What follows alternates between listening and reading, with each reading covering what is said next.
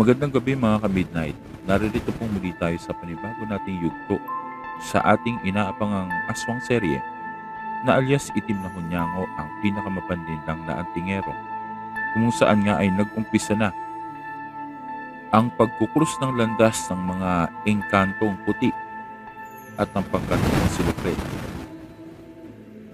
Sa ating nagdaang kabanata ay matatandaan na nasa daan na pabalik sa portal itong pangkat ng mga puting engkanto kasama ang kanilang hari at ang anak nito na si Prinsesa Mayumi upang kanilang harapin at makausap ang mga naturang antingero kung saan nga may espesyal na kondisyon o katayuan ang isa sa mga ito na naging sanhi ng pagliliwanag ng tatlong kulay ng kristal na panukat nila ng motibo at kapangyarihan.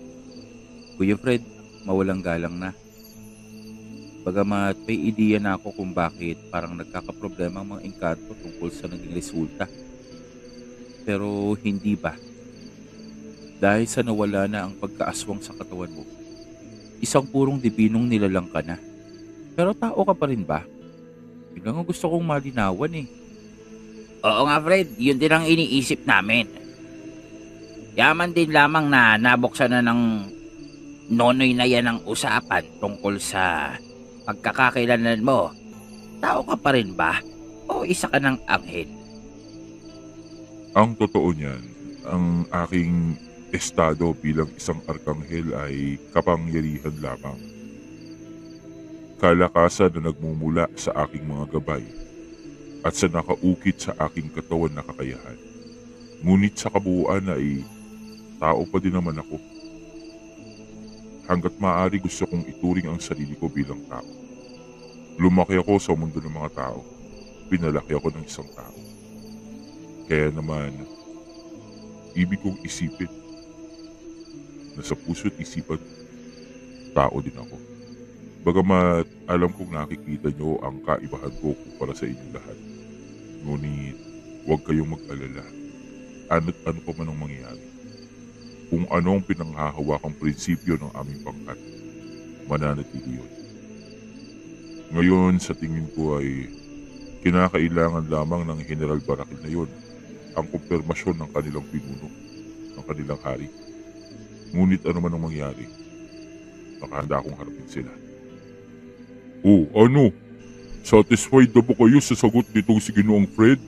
Kanina pa kayong puro haka-haka dyan na maaaring talikuran tayo ni Ginoong Fred at magtungo siya sa dimensyon ng mga arkanghel. Sabi naman sa inyo malapit ang puso niya sa mga tao at saka hindi niya iiwan yan si Julia, no? Ano ba yan? Huwag kang maingay kung ano-anong lumalabas sa bibig mo. Totoo naman Kitang-kita naman natin kung gaano silang kalapit sa isa't isa. Kaya sigurado ako hindi niya kayang iwanan yan si Julia. Di ba Fred? Wala namang kagatol-gatol na tumugon itong si Fred sa katanungan ng kasamahan nila. Tama ka dyan. Ano man ang mangyari ay hindi ko maaaring iwanan si Julia. At ayoko siyang iwan. Kaya naman huwag kayong mag-alala. Tatapusin natin ang misyong ito. At re-resolbahin natin ang problema dito sa mundo. Sa tulong ninyo at sa tulong ng mga kasamahan namin na kailangan namin mahanap pa. Teka lang, Ginong Fred.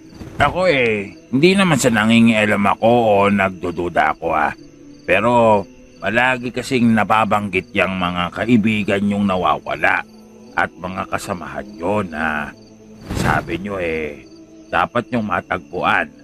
Maski si Senyor Ibarra yan din ang bukang bibig. Pero eto lang para lang meron tayong pare-parehong ideya. Yan pang hinahanap nyong mga kaibigan nyo, malapit o kasing lakas nyo din ba? O kahit ni Binibining Julia? Oo nga, yun din ang iniisip ko. Gano'n ba kalakas siyang hinahanap nating mga kaibigan nyo na para bang napaka-importante ang matagpuan sila? Malapit ba sila sa kakayahan nyo? Mukhang hindi na makapag-antay pa ang mga antingerong ito upang malaman ang kabuuan ng kwento sa likod ng paglalakbay nitong sina Fred upang mahanap ang kanilang kaibigan, ang pangkat ni Lezena. Yaman din lamang na nabuksan nila ang usapang ito. Sana naman ay magkaroon kami ng kasagutan. Matagal ko nang ibig ding malaman at maitanong sa lalaking yan kung ano nga ba ang nakikita nilang pakinabang sa paghahanap sa kanilang mga kaibigan. Kung may maitutulong ba ito sa kasalukuyan naming misyon at kung may mababago ba sa takbo ng peligrong nangyayari sa mundong ito kung magsasama-sama sila. Hindi kong alam kung ano ang definisyon nyo at basihan at pag-isukatan ng kalakasan. Ngunit isa lamang ang masasabi ko.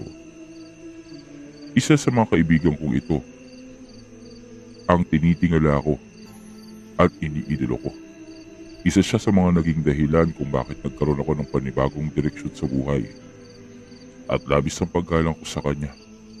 Bukod pa doon, kung sa larangan lang naman ng palakasan, kakayahan at kapangyarihan, maging sa katalinuhan.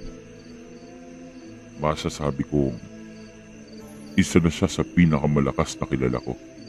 Kaya naman, oo, kung makakasama natin sila, kung mabubuo ang aming pangkat, tiyak, mas mataas ang tsansa na matatapos natin kaagad ang kahibangan ng mga espesyal na tao at ng ilan pang mga pwersa na nakikihalo sa kaguluhang ito. Pero, arkanghel din ba silang kagaya mo? O mas mataas sa mga arkanghel? Meron pa bang mas mataas sa arkanghel ng mga nilalang? Tsaka, paano namang mas matalino? Ibig sabihin, mas magaling pa sa pag-iisip ni Senyor Ibarra? Mas madiskarte pa kila Tandang Carlos at sa'yo? Anong klaseng tao ba yun? Teka, tao ba talaga yung tinutukoy mo? Sa palagay ko naman ay tao siya. Mukhang tagilid tayo sa sagot mo napalagay mo tao siya.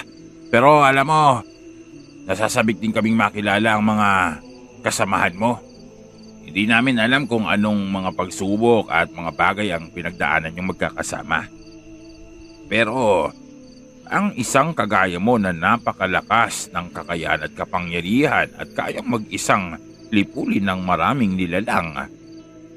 Kung iisipin na umaasa sa kapangyarihan, kalakasan at kagalingan ng ibang tao, abay, ibang antas siguro ng kagalingan ng tinataglay nitong tinutukoy mo. Maganda ng lahat. Papalating ng muli ang mga engkanto at sa pagkakataong ito mukhang mas marami sila at mas malakas ang pwersa. Kung gayon ay seryoso ang General Barakil na yon sa mga pinangako niya sa atin. Mukhang tama nga ang hinala natin. Nalalagay sa alanganin ang mundo ng mga engkanto. Dahilan kung bakit nag-aaksaya sila ng oras para kitahin tayo at makausap. Iris, ihanda niyo na ang lahat ng ating mga aparato. Ito na ang pagkakataon na kailangan natin. Isang pambihirang pagkakataon kung saan natitipon ang hindi mabilang-bilang na dami ng mga engkanto na direktang nagmula sa kanilang mundo.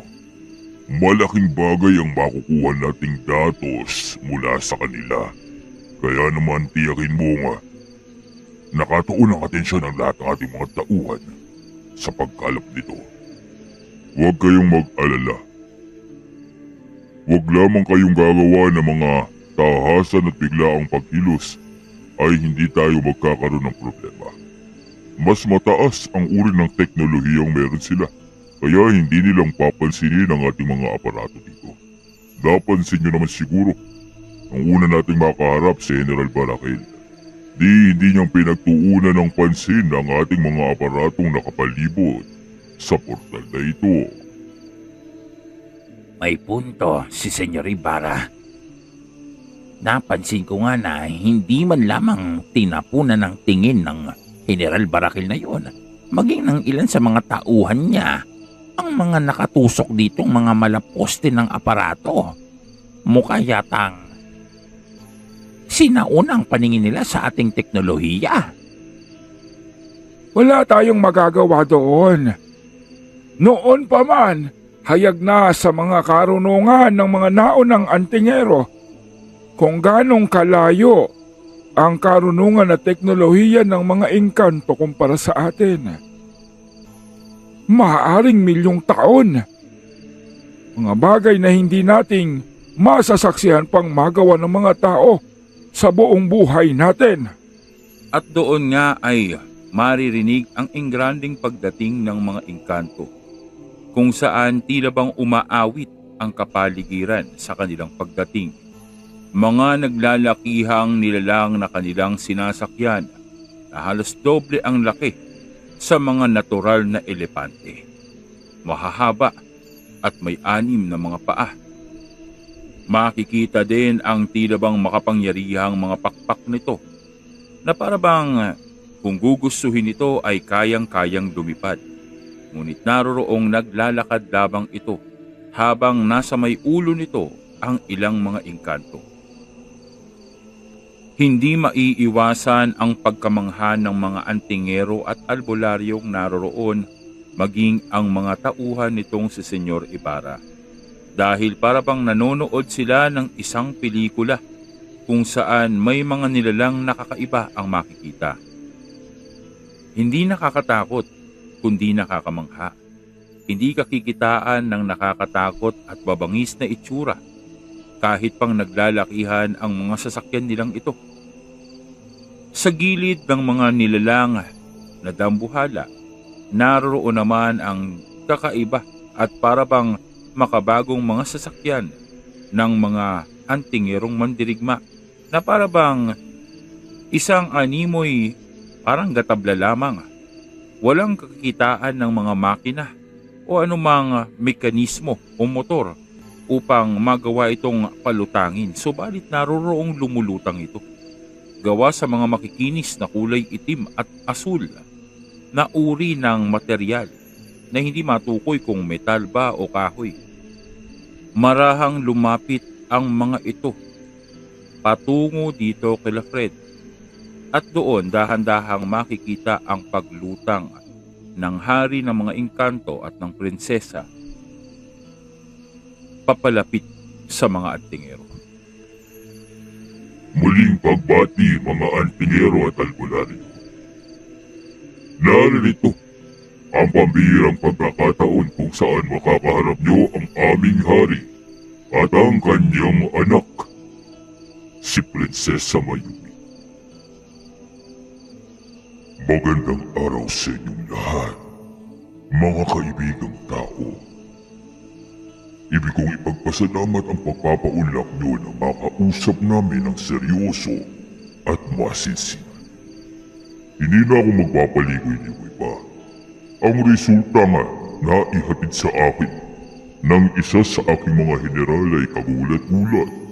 Ito ang unang pagkakataon na may makaenkwentro kami dito na isang nilalang na dibino na nasa mundo ng mga tao. Isang kagilagilalas na pagkakataon. Kaya naman hindi ko mapigilan ang sarili ko na magtungo dito upang maitanong personal kung ano ang pakay mo. Ano ang pakay nyo at bakit kayong naririto sa kagubatan kung saan matatagpuan ang aming pangunahing portal. Isang pagbati mula sa aming mga tao. Maraming salamat at ikaw mismo ang humarap sa aming mahal na hari. Ngunit wala kaming ibang pakay sa inyong mundo. Hindi namin alam na narito ang pangunahin yung dagusan. Ngunit sa nangyaring pakikipaglaban namin sa mga engkantong aswang, aksidente naming nasira ang inyong selyo. Ganun nga ang pagpapaliwanag sa akin ng aking mga tauhan. Ngunit tila yata labis naman ang pagkakataong naganap. At talagang dito pang nangyari ang labanan nyo. Sa kuweba kung saan nakatago ang labusan namin. Papaano kaming nakatitiyak na wala kayong personal na motibo na pasukin ang aming mundo. Sa maraming pagkakataon, napakarami ng mga antingero at albularyo ang pinakay. Tinangka, hanapin ang aming mga lagusan at lihim na pasukin ang aming mundo upang makakuha ng mga pambihirang halamang gamot at mga mutiya. Ibig lamang naming matahimik ang mundo ng mga tao at maitaboy ang mga sangganong engkanto na pilit na ginagambala ang aming kapayapaan, na pilit na inaangkin ang aming lupain, at pilit na inaabuso ang kahinaan ng karamihan sa mga tao. Kaya naman ipagpaumanhin niyo kung nagawa naming paslangin ang inyong mga kauwi. Siguro naman ay alam niyo ang naging resulta ng panukat niyo ng kakayahan at motibo ng mga tao. Ibig naming malaman kung ano ang inyong pagpapasya at kung para saan ba ang ginawa niyo. Aaminin kong may ideya kami. Aaminin ko na tila bang alam na namin kung ano ang kadahilanan ng lahat ng ito. Hindi mag-aaksaya ng oras ang ganito karaming engkanto, kasama pa ang hari at ang prinsesa, para lamang magkaroon ng simpleng usapan at pagbati. Tama ba ako, mahal na hari? Tama bang ipagpalagay na naririto kayo para sa mas seryoso at malalim na bagay? Kung gayon, isang prangkang nilalang. Ngunit hindi nangangahulugan yun na maaari ka na naming pagkatiwalaan. Dahil ang mas malakas at mas mapaninlang na mga tao ay mas magaling ang kaparaanan upang kumbinsihin ang mga engkanto sa kanilang lihim na motibo at matakpan ito ng kanilang mga huwad na kabaitan. Ipagpalagay na natin na ganun nga ang iyong dahilan at wala kayong pakay upang manggulo sa aming lupain. Subalit, ibig kong kunin ang oportunidad na ito ang pagkakataong magkausap-usap tayo. Dahil natitiyak kong hindi aksidente ang pagtulong. Hindi nagkataon lamang na masubukan niyo ang lagusan ng mga engkanto. Pare, sa palagay ko ito na yun. Sasabihin na niyang hari ng mga engkanto kung ano talaga ang tunay na pakay nila sa atin. Mukhang tama nga itong si Ginoong Fred, ano? Mukhang sila ang may personal na motibo sa pakikipagkita dito sa atin. Oo nga, sa tingin ko tama nga sila Senyor Ibarra at saka yung sila Ginoong Fred. Nasa peligro ang buhay ng mga engkanto. At nakikita nila ang kakayahan nitong sila Ginoong Fred. Kaya naman ayaw na nilang palampasin pa upang makuha ang tulong. Pero pustahan tayo. Palalabasin pa nila na utang na loob natin sa kanila ang pagpili sa atin o sa kanila. Kaya Ginoong Fred upang makatulong sa kaguluhang nagaganap sa mundo nila. Ano? Nang dito ay biglang may lumitaw mula sa likuran ng hari. Lumundag sa kaitaasan at bumagsak sa harapan nitong si Fred. Dalawang engkanto ang makikitang naroroon sa gintong baluti. Parehong may hawak ng kanilang mga espada at pana na nasa likuran. Mahal na hari, ipagpamanhin niyo ang pangingialam namin sa usapang ito. Ngunit ibig naming makita ng personal ang tinutukoy niyong mga antingero at ibig naming masubukan ang kanilang kakayahan bago niyong ituloy ang usapan. Maselan ang impormasyon ng mga susunod niyong bibitawan. Kaya naman ibig naming malaman kung karapat-dapat ba talaga ang mga taong ito upang pagkatiwalaan natin. Tama siya. Ibig naming masubukan ang kasagaran at hangganan ng kanyang kakayahan. Kung inyong mamarapatin, ibig naming sukatin ang persang maaari niyang maiambag sa atin. Gusto ko ang hamon niyo. Hindi kong uurungan yan pero hindi lamang ako ang haharap sa inyo. Dalawa laban sa dalawa. Nonoy, halika dito. Pero kuya, Sigurado ka ba? Mukhang malalakas ang dalawang yan. Huwag kang mag-alala. Magkasama tayong lalaban. Alam kong kaya mo yan. Wala kang ibang iisipin kundi ang talunin sila. Yun lang. Mataas ang tiwala nitong lalaki sa kanyang sarili. At mataas ang tiwala niya sa kanyang kasamahang binatilyo. Mukhang desidido sila na magpakitang gilas sa atin. Nararapat lamang na bigyan ito ng isang magandang duelo. Ano sa tingin niyo, mahal na hari? Ang inyong pahintulot, ang aming inaantay. Tahimik lamang ang hari at pinagmamasdan ang mga antingero. Tila bang sinusukat niya ang kapasidad nitong si Fred at Nonoy. Alam niya ang kalakasan ng dalawa niyang mandirigma na may suot ng mga gintong baluti. Ang mga gintong baluti ang pinakamataas sa lahat ng baluting maaaring magamit ng isang mandirigmang antingero.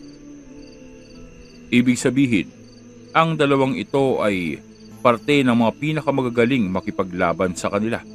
Bukod pa doon ang kasuotan o baluti ng mga mandirigmang maharlika o dugo ng hari. Ang mga ito ay mga ordinaryong puting engkanto na nagkaroon ng posisyon sa kanilang hukbo dahil sa kagalingang ipinakita. Sa makatuwid, sa mga pinakamababa o mga ordinaryong puting engkanto, sila na ang pinakamagagaling. Ngunit bukod sa kanila, iba din ang kagalingan ng mga maharlika o ng mga engkantong puti na nasa lahi at dugo ng hari. Ngunit alam ng hari na ang dalawang ito ay katumbas ng ilang daang tao kung susukatin ang kanilang kapangyarihan at kagalingan sa pakikipaglaban.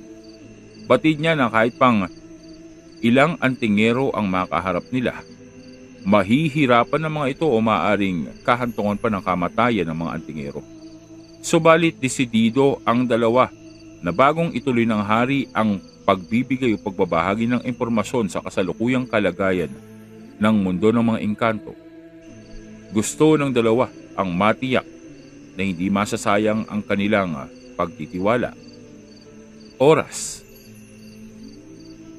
at mga kagamitan na maaari nilang ipagamit sakasakali man na matuloy ang pagtulong ng mga antingero sa kanila. Naroroong lumapit itong si General Barakel sa hari. General, mahirap ang hinihiling ng dalawang mandirigma dahil alam nyo na kapag nag-umpisang makipaglaban ng dalawang yan ay hindi natin silang mapipigilan. Hindi natin masasabi, baka pati ang ibang kasamahang antingero ng dalawang ito ay madamay sa kanilang pag-atake.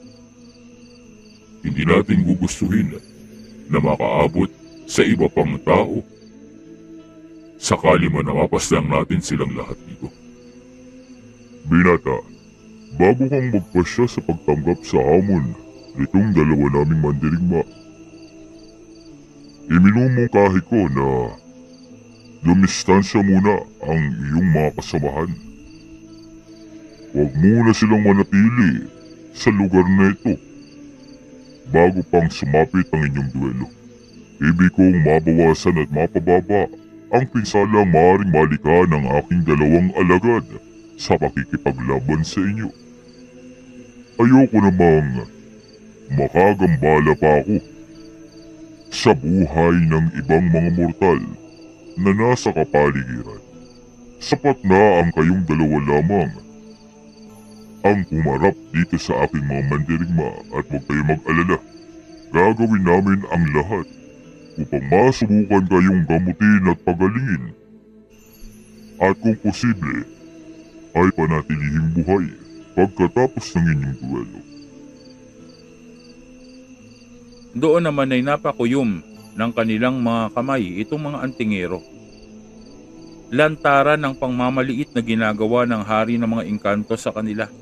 Bagamat sinubukan itong sabihin ito sa pinakamaayos na kaparaanan, ngunit hindi mahihina ang kukote ng mga antingero na naroroon. at nauunawaan nila ang ibig ipakahulugan ng hari. Na tila bang bago pa mang mag-umpisa o hindi pa mang nag-uumpisa ang duelo ay alam na nila ang magiging resulta.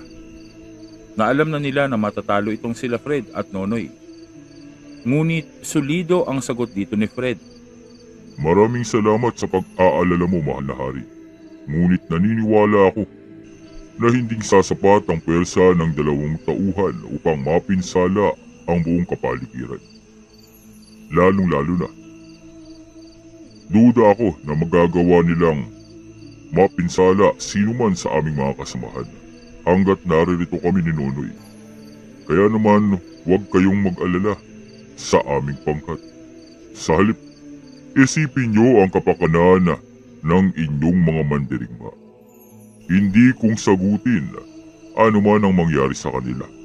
Sana'y hindi ito makaapekto sa kabuuan ng pagtingin nyo sa aming grupo. Ang duelong ito ay naglalayo na mapatunayan namin ang aming kakayahan at kalakasan, tama ba ako? Kaya naman sana ano man ang maging resulta ng laban, manatili kayo sa inyong mga pangako.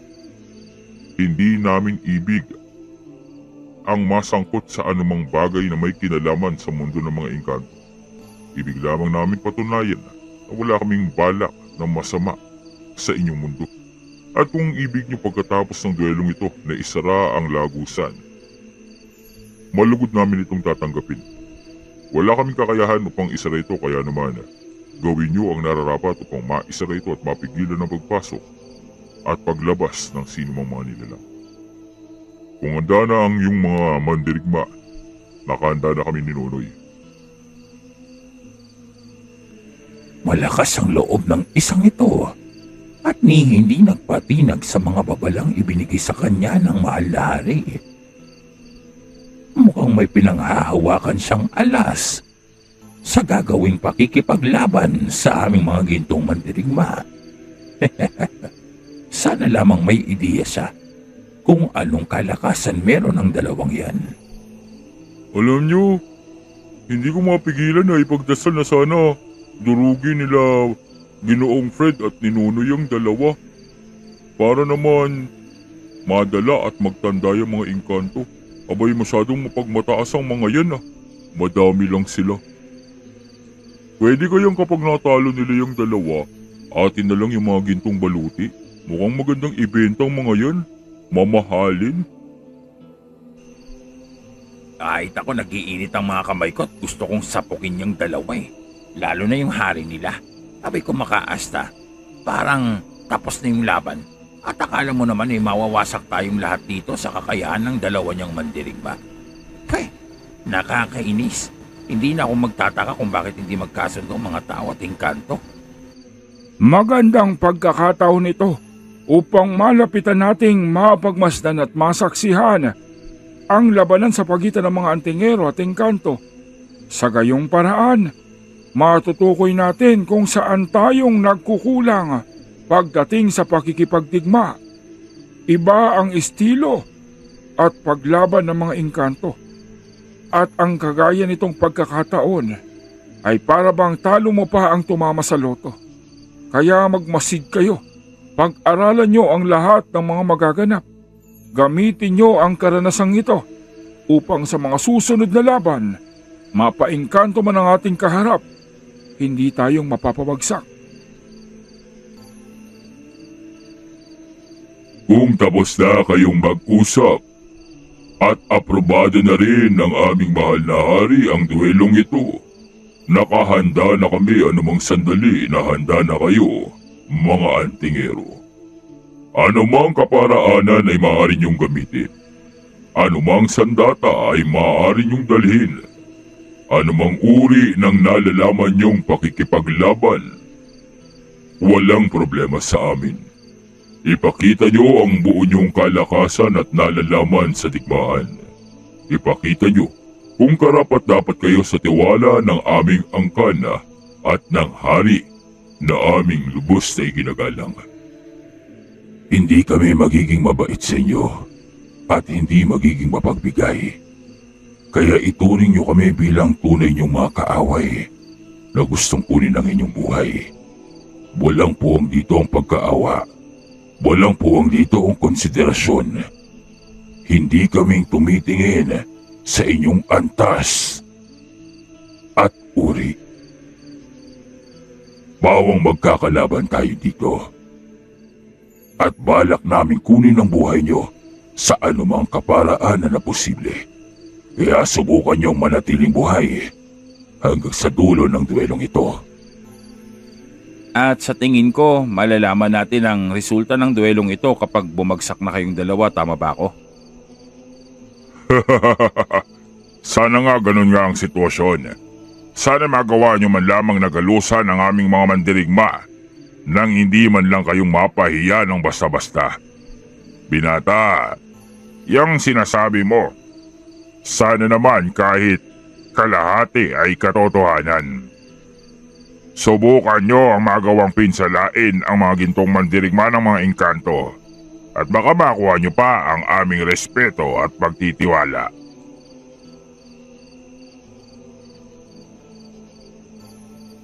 Bakit parang napakakampante ng binatang ito? At bakit parang walang balak na magsikalisan ang kanyang mga kasamahang antingero at albularyo na nasa paligid? Balak ba nila ang manood ng malapitan sa gaganaping laban? Nasisiraan yata ng bait ang mga taong ito. O naghahanap lamang talaga sila ng kakaibang pakikipagsapalaran at karanasan. Maaari silang mamatay anumang sandali o sa mag-umpisa ang laban. At doon nga, nang magbigay hudyat itong si General Barakel, biglang nagliwanag ang sibat nitong si Nonoy. At naroroon naman na para bang hinawi nitong si Fred ang kapaligiran at makikita ang malaulap na kulay puti na humarang sa kanyang mga kasamahan. Isang proteksyon na noon lamang napagmasdan ng mga engkanto, maging sila ay hinding pamilyar sa uri ng ginawang depensa nitong si Fred. Kung gayon, ito ang dahilan kung bakit kampante sila at hindi nila kailangang lisanin ang lugar. May kakayahan ang binatang yan upang magbigay ng proteksyon na pangmalawakan sa lahat ng kanyang kasamahan. Base sa aking nakikita, matibay ang inilagay niyang harang. Ngunit ganito patibay, makikita natin ito sa pag-uumpisa ng kanilang laban. Ang dalawang gintong mandirigmang engkanto ay nakahanda na sa kanilang pagsalakay. Ang kanilang mga sandatang espada ay walang singgaan na halos parang parte na ng kanilang katawan. Bukod pa doon, walang kapares ang talim nito na kahit ng hangin ay kaya nitong hatiin. Bukod pa dito ay nagbibigay ito ng kakaibang epekto sa katawan ng sinumang may gamit nito. Mas pinapagaan, mas pinapabilis ang pagkilos at mas pinapatibay ang depensa. Maliban pa doon ay ang kanilang mga pana at palaso na kargado ng espiritual na enerhiya. Sa madaling sabi, hindi nauubusan ng palaso ang kanilang sandata. Parehong pangmalayuan at pangmalapitang sandata ang tangan ng dalawang mandirigma, habang itong si Nonoy naman tanging sibat ang gamit at itong si Fred naman ay espada rin. Wala nang dalawang sabi pa. Sa paghudyat nitong si General Barakel, mabilis na naglaho ang dalawa patungo dito kay Fred at Nonoy. Subalit biglang ibinagsak ni Nonoy ang dulo ng kanyang sibat sa kalupaan at doon ay naglabas ng puwersa ang paligid nila. Nagtaasan ang mga bato at lahat ng ito sabay-sabay na inatake ni Nonoy ng kanyang sibat, dahilan upang magsilbi itong pang-opensa nila at parehong pang-depensa. Naroong napakabilis ng paglipad nitong mga bato patungo sa dalawang engkanto. Ngunit ang mga ito ay parte lamang ng panlito taktika nitong si Nonoy, dahil habang patuloy na iniiwasan at sinasangga ng mga engkanto ang kanyang pag-atake, naroroon na itong si Fred sa itaas. Mula sa espada ay pana ang hawak nitong si Fred. Naroroong makikita ang nagliliwanag na palaso nito. Mula sa isa, lumitaw ang mga simbolo at bilugang enerhiya sa paligid niya.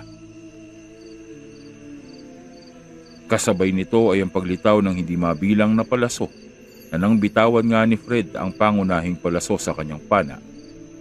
Animoy umulan ng liwanag patungo dito sa dalawang engkanto.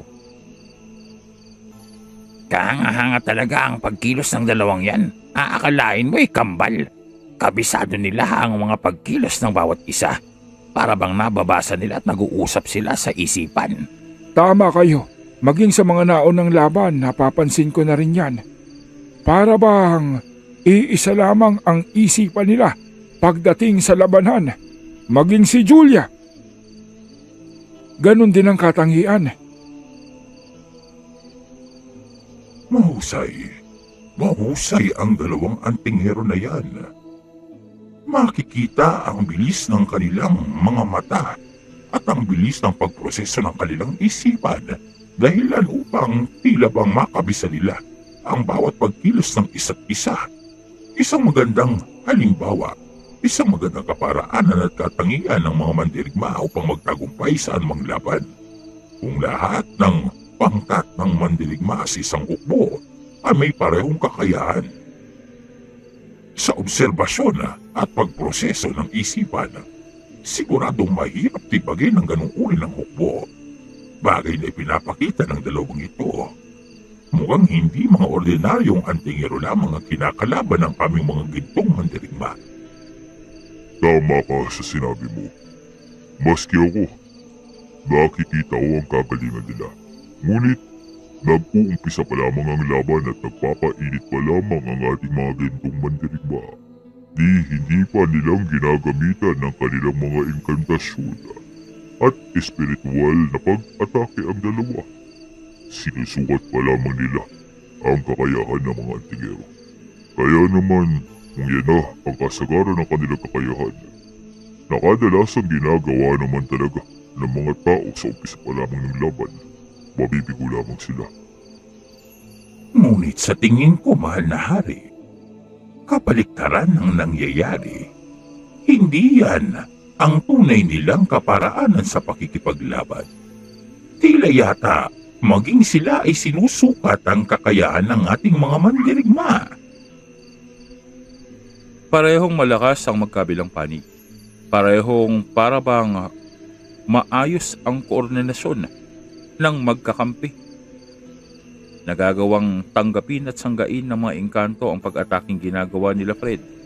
Ngunit nagagawa din nila Fred ang kontrahin at kansilahin ang ginagawa at ibinabatong puwersa ng dalawang engkanto. Maliban pa doon ay ang katotohanan na walang mga baluting taglay ang sa panig ng mga antingero, habang kumpleto at buong buo ang baluti at depensa ng mga engkanto. At gumagamit sila ng mga engkantadong sandata sa ginagawa nilang duelo. Unti-unti, makikita ang pagpapalit ng kulay ng mga gintong baluti na para bang dahan-dahang naglalaho sa paningin nila ang ilang parte ng katawan ng mga engkanto. Unti-unti na para bang nagtatago sila sa kulay ng kalikasan na animoy mga hunyango na nagkukubli sa kalaban. Mukhang ginagamitan na sila ng mga engkanto ng kakaibang kakayahan. Tingnan nyo, unti-unting naglalaho sila sa kadiliman. Parang kahit ako nahihirapan ng makita kung saan silang patungo. Mukhang inuumpisahan na nga nila ang seryosong pakikipaglaban kila Fred at Nonoy. Ang ginagawa nilang pagsalakay at kasabay na pagkukubli ay taktika ng mga eksperto sa digmaan, ang mga tinatawag na assassins. Kung gayon, ang dalawang yan ay ang mga tagatumba ng mga engkanto pagdating sa labanan. Maaring sila ang isinusugo upang gawin ang maruruming gawain. Katulad na lamang ng pagpapabagsak sa mga pinuno ng kanilang kalabang hukbo at puwersa.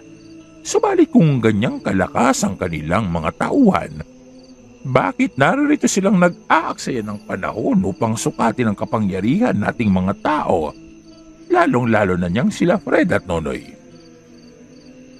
Dahil sa posible na ang kalabang kinakaharap nila ay mga kalaban na may kaparehong kakayahan sa kanilang mga mandirigma, makabisado karamihan ng pagkilos, taktika, kakayahan, kapangyarihan, hangganan ng kalakasan.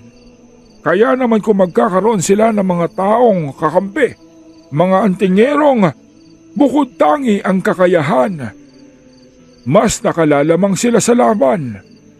Pero tanda, anong uri ba ng mga engkanto o nilalang ang maaaring makaharap ng mga puting engkanto na hindi nilang kakayanin kalabanin? Nakakailangan pa nila ang tulong ng mga tagalabas. Meron bang ganon? Hindi ba't ang mga puting engkanto, lalong-lalo ng mga maharlika ang pinakamataas sa lahat ng mga engkantong nabubuhay sa kanilang mundo? Sila ang tagapagpatupad ng batas.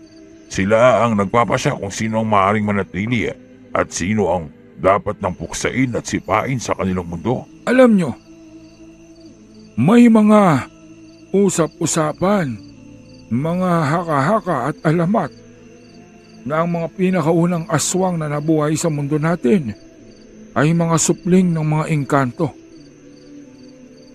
Tanging ang mga dalakit noon ang may kakayahan upang pantayan ang kapangyarihan ng mga maharlikang puting engkanto.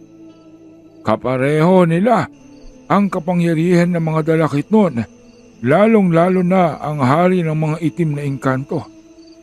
Kaya hindi na ako magtataka kung bakit paminsan-minsan kumukuha ang mga engkanto ng mga espesyal ang kakayahan, mga antingerong bukod tangi ang kapangyarihan upang tulungan sila.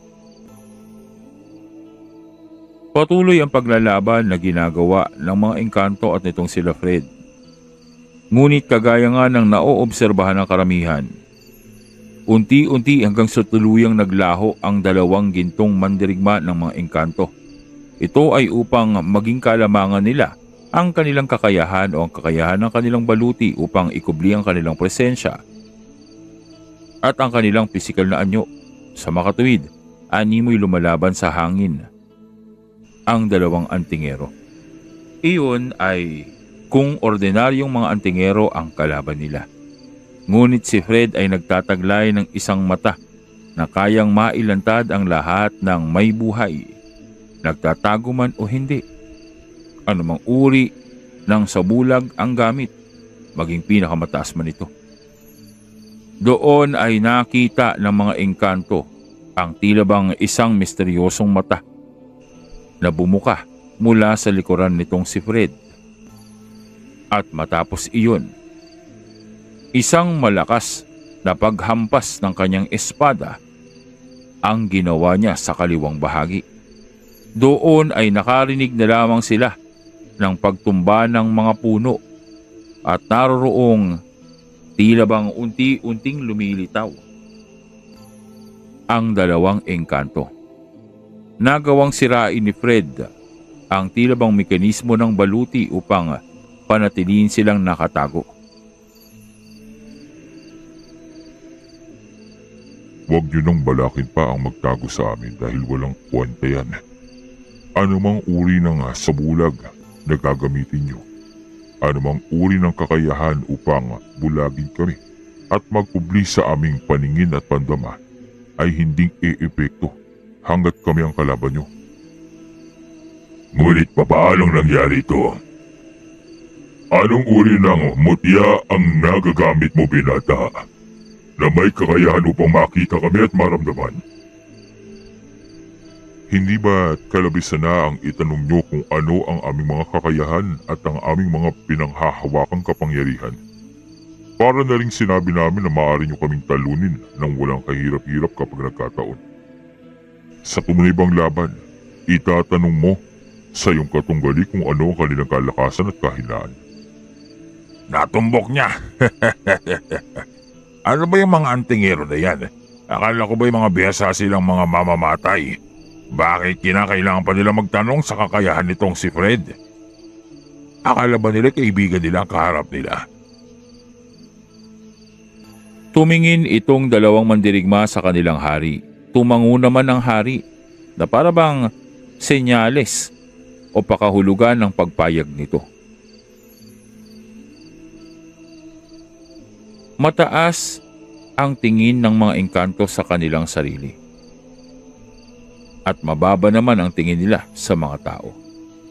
Ibig sabihin, walang puwang sa mga mandirigma at mga mahalikang engkanto ang salitang pagkatalo, kahinaan at pagkapahiya. Nang tumango ang hari, tinanggal ng dalawang mandirigma ang itim na porselas na nakasuot sa kanilang kaliwang kamay. At doon nga, makikita ang biglaan na lamang na paglakas ng kanilang mana. Daloy ng aura sa palibot ng kanilang katawan na para bang nagkaroon ito ng mga kalasag, harang, proteksyon kontra sa kanilang mga kalaban. Bukod pa doon ay makikita ang para bang mga pakpak ng liwanag sa kanilang mga paa. Gayon din ang pagliliwanag ng kanilang mga mata. Kung gayon, mukhang binigyan ng pahintulot ng kanilang hari ang mga mandirigmang ito upang gamitin ang kabuuan ng kanilang kalakasan. Ang mga porselas na suot nila ay nagpapanatili ng kanilang mga kapangyarihang nakakulong sa kanilang katawan. At ngayong tinanggal na ito, ibig sabihin, dito lang mag-uumpisa ang tunay na laban. Sana'y handa na kayo sa inyong pagkatalo mga antingero. Pinupuri ko kayo, binabati ko kayo at nagawa nyo kaming piliting tanggalin ang aming mga porselas. Ang tanging pumipigil sa aming kapangyarihang nakuha sa aming mga pagsasanay ng maraming panahon. Ngunit, dito na lang tayong magtatapos. Ito na ang wakas ng ating duelo. Magkaibang tila bang mga talim ng liwanag ang lumitaw sa mga kamay nitong dalawang engkanto. Kasabay nito, ang pag-ihip ng napakalakas na hangin sa kanilang paligid na para bang unti-unting bumubuo ng puwersa na nagpapalakas lalo sa mga balak pakawalang enerhiya ng dalawang engkanto. Patuloy naman ang pag-usal nila ng mga engkantasyon na para bang pinapatungan pa nila ang enerhiyang hawak nila sa kanilang mga kamay. Patuloy ang paglalagay ng simbolo ng liwanag at aura na para bang inaabsorba ng kanilang puwersa. Ito ang sinasabi ko. Alam kong hindi magpapapigil ang dalawang mandirigma na yan upang gamitin ang buo nilang kalakasan sa duelong ito. Hindi silang makukontento. Nakakarambot lamang ang magamit nila sa pakikipaglaban.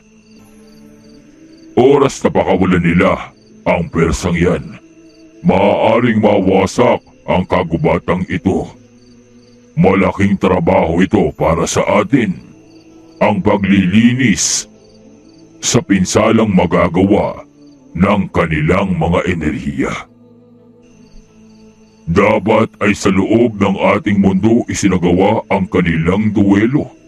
Ngunit masyadong delikado kung hahayaan na lamang natin silang basta-basta na lamang pumasok sa ating teritoryo. Mahal na hari, kailangan na nating lumikas dito. Ang gagawing pag-atake ng dalawang yan ay maaaring magdulot ng pagkasira ng lagusang ito. At hindi maaaring manatili sa labas ng mundo ng mga engkanto ang isang hari dahil kayo lamang ang may kakayahan upang muling buksan ang portal sakali mang masira ito ng ating mga gintong mandirigma. Kaya kinakailangan manatili kayo sa kabilang hangganan ng lagusang ito, mahal na hari. Ngunit sa gitna ng kaguluhang ito ay hinding maiwasan itong si Prinsesa Mayumi ang titigan ng maigi itong si Julia. Sa pagdating pa lamang nila doon ay nakatuon na dito ang atensyon ng prinsesa. Dahil nakikita niya at pakiramdam niya na para bang nakaharap siya sa isang salamin habang nakatitig dito sa dalaga. Amang hari, may ibig lamang akong malaman at linawin. Kanina pa akong binabagabag ng babaeng yan. Hindi kong matiyak pero iba ang pakiramdam ko sa tuwing tinititigan ko siya. Tila bang may kung anong koneksyon kami sa isa't isa. Ipagpaumanhin niyo, subalit kailangan ko siyang makausap. Sa tingin ko ay hindi ito ang maganda at perpektong pagkakataon para dyan, mahal na prinsesa. Dahil anumang sandali ay pakakawalan na ng dalawang yan ang kanilang pag-atake. Baka madamay po kayo sa pinsalang maaring malikha nito. Oras na bitawan nila ito, patuloy itong lalakas hanggat may nahihigop na enerhiya sa kapaligiran. Kailangang pigilan nila General Barakel ang persa nito oras na matapos ang duelo. Kaya naman iminumungkahi ko na sumama ka na sa ating hari upang manatili sa kabilang ibayo. Oras na para pakawalan ang persang ito. Paumanhin, naging masaya kami sa labanang ito. Ngunit lahat ng kasiyahan ay may hangganan. Lahat ng katuwaan at duelo ay may dulo. At ito na ang katapusan ng duelong ito. Maraming salamat sa pagpapaunlak nyo, mga antingero. Tanggapin nyo ang aming huling handog sa labang ito. Doon nga ay magkasabay na pinakawala ng dalawang engkanto ang kanilang inipong enerhiya. Ngunit bago ito makarating kila Fred ay tila bang nagsanib pa ito. At doon ay makikita ang mas malaking uri ng animoy estrella na nagpapaikot-ikot at inihigop ang lahat ng enerhiya ng kalikasang nasa paligid nila. Lupa ay umaangat, mga puno ay naglalaho, at napakatinding puwersa, presensya at enerhiya ang nakakabinging maririnig habang patuloy na lumalapit dito kila Fred. Anong isang yan? Hindi lang duelo ang ginagawa nila. Para silang sumabak na sa digmaan sa ginawa nilang pag-atake. Tila yata wala silang balak na buhayin sila Fred at si Nonoy sa ginawa nila. Pero pansinin nyo, hindi natitinag ang depensang nakaharang upang protektahan tayo. Ni hindi umaabot sa atin ang puwersang pinakawalan ng mga engkanto. Ang ibig sabihin nito, mas mataas ang antas ng depensang nilapat ni Fred upang protektahan tayo kumpara sa enerhiyang pinakawalan ng dalawang gintong mandirigma. Makikita natin dito kung paanong kakansilahin ng dalawang yan ang pag-ataking ginawa ng mga engkanto o kung kaya ba talaga nila. Napapigit na lamang ang prinsesang si Mayumi, habang ang hari naman ay tumalikod na at naroroong papasok na sa portal upang tumawid bago pang tuluyang mapinsala ang buong kapaligiran at masira ang lagusan.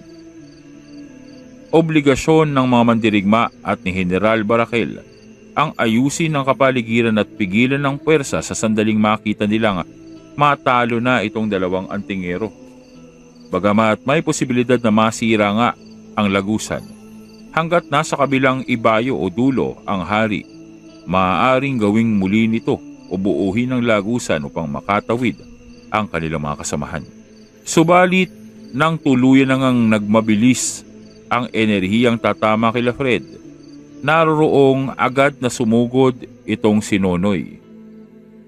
At muling nagbago ng kulay ang kanyang sibat. Sa pagkakataong iyon, inipon nitong binatilyo ang kanyang mana, pinadaloy sa kanyang sibat at buong persa niya itong inihagis upang tamaan ang enerhiya.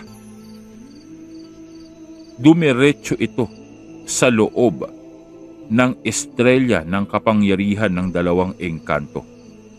Nagpapaikot-ikot ng patuloy naman ang liwanag. Inaabangan kung ano ang susunod na gagawin ng dalawang antingero. Ngunit sa pagkakataong iyon, tumagos ang sibat nitong si Nonoy at doon ay naglaho ang binatilyo sa kanyang kinatatayuan at biglang naroon na. Hawak-hawak ang sibat na patuloy, dire-diretso patungo sa dalawang engkanto. Matapos iyon, nagtuloy naman ang bola ng enerhiya na may tila bang mga estrelyang pumapaikot patungo dito kay Fred, kung saan naman lumitaw ang kerubin. Akala ko hindi mo na akong tatawagin, Fred. Ang tagal kong nag-iintay kanina. Akala ko sosolohin mo na naman itong labanan nyo. Sino naman yung mga kalaban nyong ang tatangos ng mga ilong at ang haba ng mga tenga? Ang tulis, parang matutusok ang pit ko dyan Fred, gusto mo bang pigilan ko yung bola ng enerhiya na malapit nang tumama sa'yo? Mukhang malakas ang pwersa niyan. Yan ay kung hindi masyadong nakakaabala sa'yo. Kung kaya mo. Pero kung hindi mo kaya, hayaan mong ako na lamang ang humarap. Sambit nitong si Fred na tila bang hinahamon na ang kanyang kerubin upang patunayan na kaya niyang pigilan ng persa. Nakahanda naman itong kerubin upang tanggapin ang hamon ng kanyang ginagabayan at naroroon, bigla na lamang nabalot ng baluti ang kerubin mula sa maliit na bata. Makikita ang presensya at tila bang itsura nitong si Albus. At doon naman ay lumitaw ang bughaw na malaholing bilog na nasa dulo ng daliri ng kerubin. Agad na inabsorba nito ang puwersa na tatama sa binata.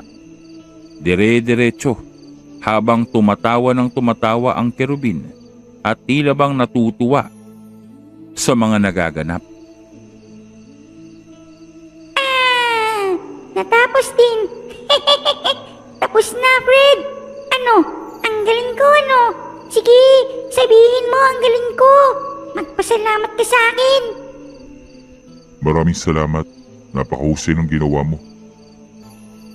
Gusto mo ba tapusin ko na din yung mga matatangos at ilong at mga tenga nila? Pwede ko na silang ubusin. Siguro wag na muna. Mabuti pa'y bumalik ka na. Siguro naman ay sapat na ang enerhiyang inabsorba mo. At doon nga ay pumikit itong kerubin at muling naglaho at pumasok sa katauhan nitong si Fred. Natigilan ang hari. Hindi natuloy ang kanyang pagtawid dahil sa biglang nawala ang napakalakas na enerhiya na dapat ay sasabog na. Doon ay bagsak na ang dalawang engkanto dahil sa ginawa naman nitong si Nonoy. Labis ang bilis ng pangyayari. Animoy kidlat na gumuhit lamang ang puwersa nitong si Nonoy at naroroong nawalan na ng malay ang dalawa. Bagamat hindi niya naman itong tinuluyang patayin, ngunit wasak na ang kanilang mga baluti at naroroong nagdurugo ang kanilang mga katawan sa labis na puwersa na pinakawalan ng sibat nitong si Nonoy. Lumalabas na tila bang parte ng enerhiya ng pinakawalan nilang pag-atake ay inabsorba ng sibat at doon ay ginamit ito upang gawing pang-atake ni Nonoy kontra sa dalawang engkanto. Hay, akala ko hindi ko silang tatamaan, Kuya Fred. Tingnan mo, bagsak na yung dalawa. Ibig sabihin ba nito panalo na tayo?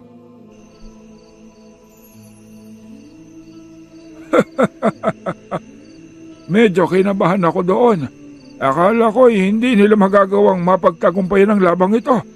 Pero mukhang nag-alala lamang tayo para sa wala. Mahal na hari, maraming salamat sa pagpapaunlak nyo sa duelong ito. Huwag kayong mag-alala at buhay pa naman ang dalawang tauhan nyo. Pero, ibig sabihin ba nito ay tapos na ang labang ito? O ibig nyo pang ipagpatuloy?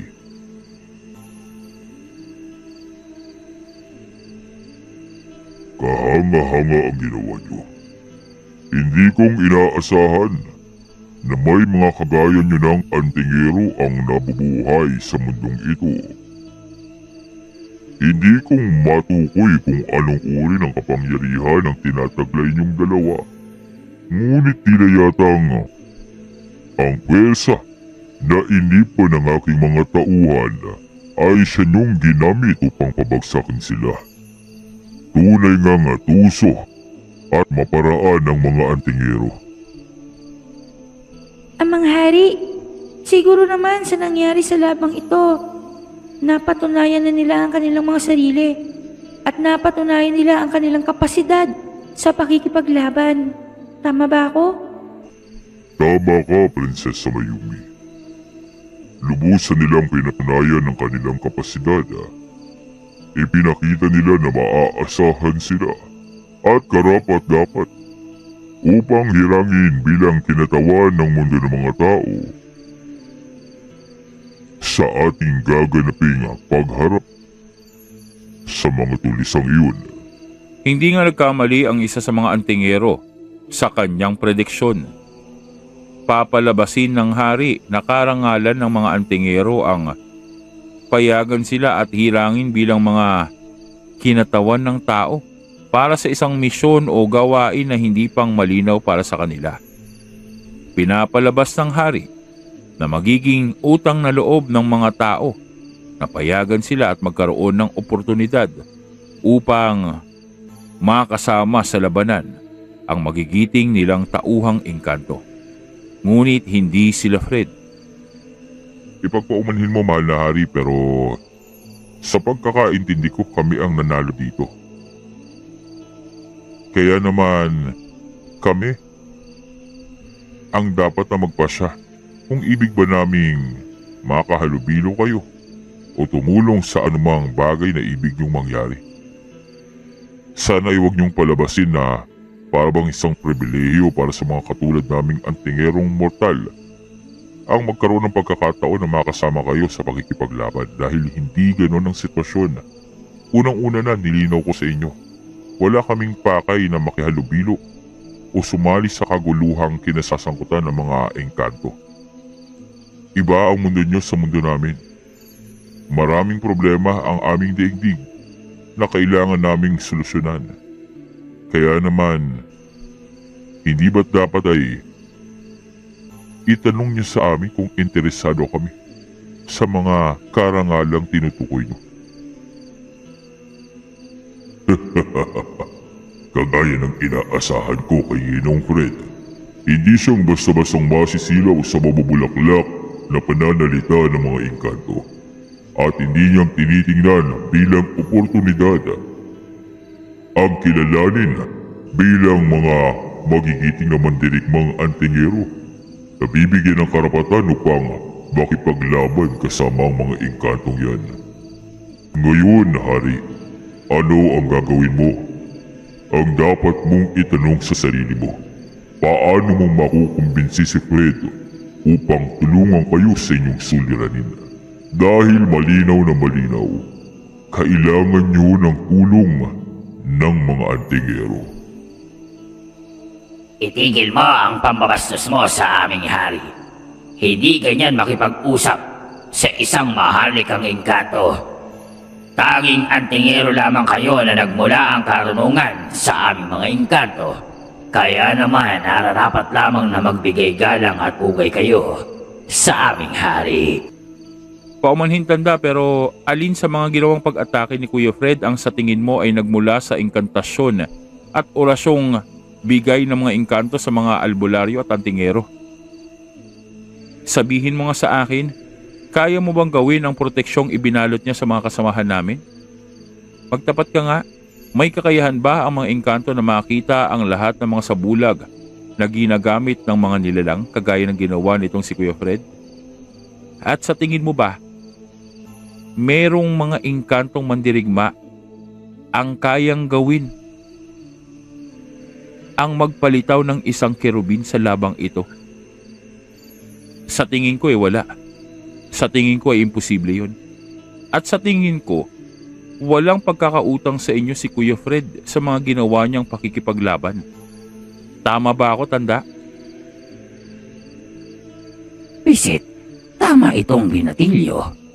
Wala sa anumang ginawang pag-atake ng lalaking ito ang may kinalaman sa inkantasyon na nagmula sa karunungan ng mga engkanto. Pagkos, ang kanyang mga kakayahan ay bago lamang sa aming pagkaalam, paningin at karanasan. Ngayon lamang namin nakaharap ang isang mandirigma na may kagaya niyang talino, kaalaman sa pakikipaglaban, at gabay na kerubin. Ibig bang sabihin ito, purong divino ang kanyang kapangyarihan? Hindi siyang tao kung gayon. Sa makatuwid, isa siyang nilalang na nagmula sa pinakamataas na dimensyon ng mundong ito. Habang nakikiramdam ang mga engkanto at mga antingero, ay naroroong nagsalita na itong si Prinsesa Mayumi. Sa tingin ko, aking amang hari, ay panahon na upang tigilan na natin ang pagpapanggap.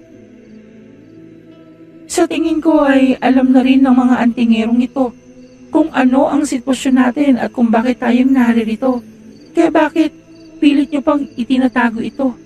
Kung gusto nyo magkaroon ng pagtutulungan ang mga tao at mga engkanto para sa katahimikan, siguro'y maaaring umpisahan na natin ang matapat na pag-uusap ngayon. Ay, sa wakas, mukhang meron ding may mga common sense sa panig ng mga engkanto. Akala ko lahat kayo ay makukunat at mga matitigas ang puso at matataas ang pride. Kitang-kita naman ang pagkatalo ng mandirigma niyo pero ayaw niyo pang aminin. Patuloy pa rin kayong nagpapanggap na mataas. Alam niyo, tama ang prinsesa. Kung hindi niyong uumpisang tanggapin na halos kapantay niyo lang naman ang mga antingerong naririto, o kung hindi man ay mas malakas pa sa inyo ang ilan, walang patutunguhan na pag-uusap na ito at haharapin niyo ng mag-isa ang kalaban niyo. At sino ka naman babae upang manghimasok sa usapan ng mga mandirigmang naririto? Ano naman ang maaaring maging ambag mo bukod sa kagandahan mo? Sabihin na natin na isa ako sa mga nilalang nakakailanganin ninyo ng tulong sa paparating na digmaan kontra sa mga itim na engkanto. Gulat ang lahat, lalong-lalo na ang mga mahalikang engkanto sa binitawang salita at impormasyon nitong si Julia. Dahil wala pa silang sinasabi tungkol sa kaguluhang dulot ng mga dalakit noon. Ngunit tila yatang nalalaman na nitong si Julia kung ano ang sitwasyon sa mundo ng mga engkanto. Ito'y sa kadahilanan na sa kanilang nagdaan at ibang bersyon ng buhay at pananatili sa mundong iyon, wala namang ibang seryosong problema at banta sa kaligtasan ng mga mahalikang puting engkanto, kundi ang pwersa ng mga itim na engkanto ng mga dalakit noon. At tila yatang tumama ang hula ng dalaga. Isa itong kaibangan. Papaanong nakalabas ang impormasyon tungkol sa kaguluhang dulot ng mga itim na engkanto sa mga taong naririto? May espiya sa ating hanay. May nagpapalabas ng impormasyon patungo sa mga tao. Kasinungalingan ang mga sinasabi mo. Dahil unang-una na, hindi kong kailangang makipagkontsabahan sa ibang mga engkantong naririto o kung sino man na nagsisilbi sa palasyo ng mga puting engkanto. Maging sila Fred, sigurado ako may ideya na tungkol sa kaganapang nangyayari sa loob ng mundo nyo. Bukod pa doon, hindi lamang ako isang ordinaryong tao. Dahil ama ko si Eleuterio. At doon ay parabang bahagyang napapikit ang hari.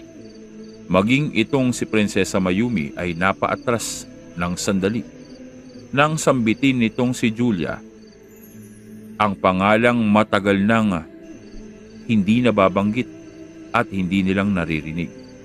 Ang pangalan ng maalamat na antingerong tao, ang itim na kabalyero. Kaya wag niyo sanang minamaliit ang kakayahan at kaalaman ng mga tao. Dahil kagaya namin, tao lang din ang itim na kabalyero. Isang impormasyon na dapat ay ang mga maharlika lamang ang nakakaalam. Ang itim na kabalyero, ang natatanging tao na binigyan ng kabuuang permiso upang manirahan sa mundo ng mga engkanto. Ngunit sa kabila nito, ay pinili ang mamuhay sa mundo ng mga tao. Ito namang si Prinsesa Mayumi ay naroroong unti-unting naglalakad papalapit kay Julia. Ibig nitong malapitan ang dalaga, mahawakan ang mukha nito, at makausap. Mayumi, pigilan mo ang sarili mo dahil hindi tayong nakakatiyak sa mga binitawang salita ng dalagang yan. Maaaring isang panlilin lang lamang at palabas ang ginagawa nila. Mag-iingat ka. Tuso ang mga tao. Inaamin namin ang pagkapanalo nyo sa duelong ito. Ngunit hindi ibig sabihin ay buo na ang aming pagtitiwala sa inyo. Hanggat walang ibinababang kautusan ang aming hari, mananatili kayo na naririto sa lagusan. Ngunit kapatid, hindi basta-bastang malalaman ng isang ordinaryong tao ang mga bagay tungkol kay Ellie. Hindi ko kayong pinipilit na maniwala sa akin. At hindi namang mahalaga sa akin kung kilalanin niyo ako. Ngunit alam ko ang ugnayan ng aking amang si Eleuterio at ng prinsesang si Mayumi. At doon nga ay tuluyang nanlamig ang mga kamay nitong si Prinsesa Mayumi dahil sa alam niyang pareho ang kanyang iniisip at ang tinutukoy nitong dalaga. Ang sanggol na iniwan niya sa kanyang asawang tao na si Eleuterio, ang nag-iisang anak nila na ipinagkatiwala niya dito. Dahil dito, mababago ang kanilang pagtingin sa mga antingerong kaharap nila. Mahal na hari, isang sakuna ang naganap sa isang bayang nasasakupan ng inyong kaharian. Nag-umpisa na ang pamiminsalang ginagawa ng mga dalakit noon at mukhang mas mabilis ang pagkilos na ginagawa nila ngayon. Bukod pa doon, may isa pang problema. Magsabi ka, anong problema ang mas malala pa sa ginagawang panggugulo ng mga dalakit nun? Anong problema ang labis ang bigat na kinailangan mong manghimasok sa nagaganap na pag-uusap sa pagitan ng mga antingero at ng ating lahi? May mga kasamahan silang tinatawag na espesyal na uri ng tao. Mga taong hindi antingero, hindi albularyo, ngunit makapangyarihan. Nagtataglay ng mga marka sa kanilang mga noo. Kung gayon, nagawa ng makipagtulungan ng mga espesyal na tao sa mga dalakit nun. Malaking problema ito. Napakalaking problema, mahal na hari. Doon ay mabilis na nagsikilos ang mga mandirigma ng Haring Engkanto. Agad na lumapit ang hari dito kay Fred upang hilingin ang kanilang tulong at puwersa. Ipagpuman ninyo ang pagiging naming mapangahas at mapagbataas. Tama ang aking anak. Kailangan namin ng tulong nyo at puwersa sa nagaganap na kaguluhan dahil hindi lamang ang aming mundo ang maaaring maapektuhan nito. Kung sakasakaling mapabagsak nila ang aking kaharian, magkakaroon sila ng kontrol sa kapangyarihan at mga lagusan patungo sa mundo nyo.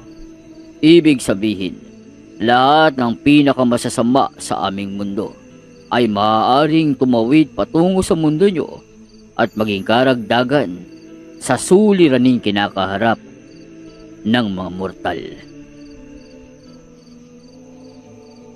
Hay, nakakapagod naman ang walang ginagawa. Paring Zen, kailan ba tayong aalis dito? Kailan bang aalis yung mga zombies na yan? Bored na ako dito ah. Among Zen, tingnan mo. May liwanag dun sa bandang yon ng kagubatan. Bakit parang familiar sa akin ang presensya nun? Bakit parang lagusan siya? Parang isang portal? Oo nga no. Siguro patungo yan sa ibang dimensyon o kaya ibang mundo. Bakit naririto yung bigla na lang lumitaw? Parang ngayon ko lang napansin yan ah. Puntahan natin. Ano ba kayo? Nakalimutan nyo na ba yung peligrong dulot ng mga zombies na yan? Sige, mauna ka na kulas. Tumalon ka na at sagupain mo yung mga nagkalat na zombies sa daanan. Hindi ka nang masabihan. Kailangan nating mag-antay hanggang sa mawala yung mga yan o mabawasan. Kailan bang mababawasan yan sa Pasko? Nagugutom na ako. Wala namang masarap na pagkain dito. Kakaiba ang liwanag at presensyang yan. Tama itong si Lakulas. Mukha yatang isa yung espesyal na daanan. Isang mahiwagang pintuan. Mahal na Haring Waya. Ano ang bagay na yan? Kagaya niyo lamang ang aking hinala. Wala akong kaide-ideya kung bakit naririyan ang lagusang yan. Dahil hindi pa yang nasisilayan ng aming angkan sa napakahabang panahon.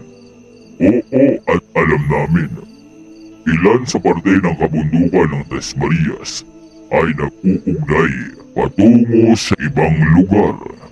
Ngunit, wala kaming kakayahan upang tawagin yan.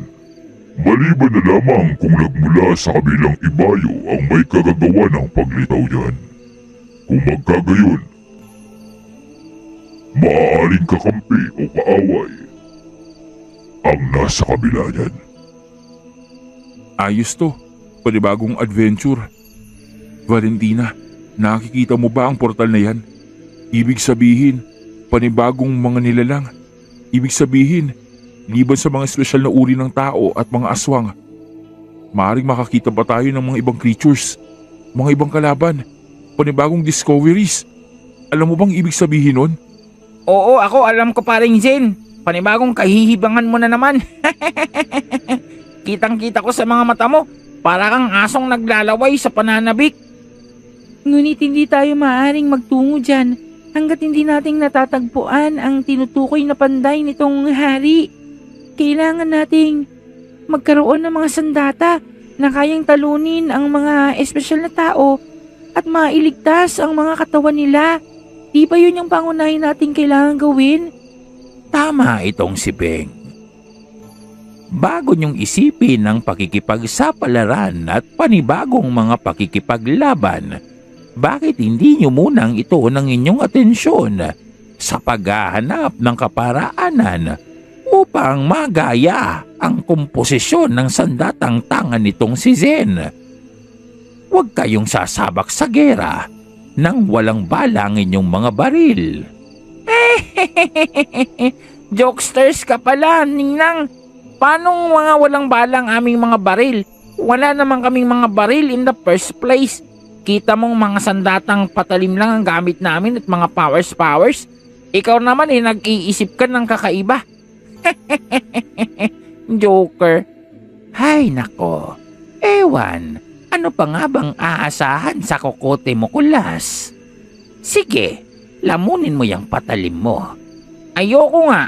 Tinik nga at buto ng mga karne at isda hindi kong nilulunok. Tapos itong patalim pa. Eh di masakit sa lalamunan yun. Tsaka hindi pa tong matutunaw sa tiyan ko. Teka nga paring Zen. Kung tapusin na lang kaya natin yung mga zombies na yan. Tapos hanapin na natin yung panday. Mamaya, lapain na siya ng mga zombies. Eh di wala din kwenta. Hindi rin natin mapapagawa yung mga sandata natin. Tika lang paring Kulas. Hindi ba yung mga sandata nating itim na ponyal? Parang pareho lang naman yung kay Among Zen. Bakit pa tayong nagpapagod na maghanap ng pandays? Kasi hindi naman tayong lahat meron nito. Iilan lang tayong meron nito. O paano yung mga kasamahan nating iba? Kamay gagamitin nila. Mag-isip ka nga paring Imeno. Masyado kang shellfish. Tama na yan. Sa bagay may punto kayo. Kung gayon, mahal na hari, kailangan nating mapuntahan ang panday na tinutukoy mo sa lalong madaling panahon. Mukhang hindi makakapag-antay ang portal na yan. Ayokong palampasin ang pagkakataon. Bukod pa maaaring kagagawan din niya ng mga espesyal na uri ng tao. Umalay natin, mismong si Maria ang gumagawa ng portal na yan upang maitawid ang mga bihag nila. Kailangan nating malaman. Kailangan nating mapigilan.